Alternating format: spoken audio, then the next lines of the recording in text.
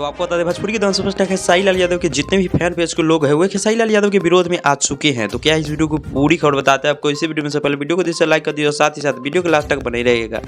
तो जैसे कि आप लोग जानते हैं दोस्तों, सुबह सुबह ही खेसारी भैया का एक सॉन्ग रिलीज हुआ है जो कि एक देवी गीत था। वैसे तो सॉन्ग का टाइटल देखने के बाद ही ऐसा लग रहा था मानो इस सॉन्ग को लेकर खेसारी भैया के फैंस विरोध करेंगे।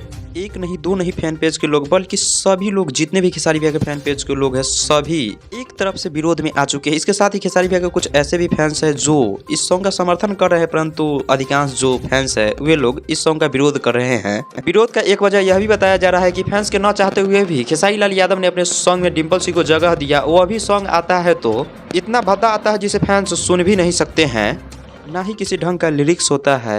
और गीत की तो बात ही छोड़ दीजिए क्योंकि गीत से ही इस विवाद का शुरुआत हुआ है। खेसारी लाल यादव के इस सॉन्ग को लेकर कृष्णा बेदर्दी जी को भी ट्रोल किया जा रहा है क्योंकि यह सॉन्ग उनका ही लिखा हुआ है।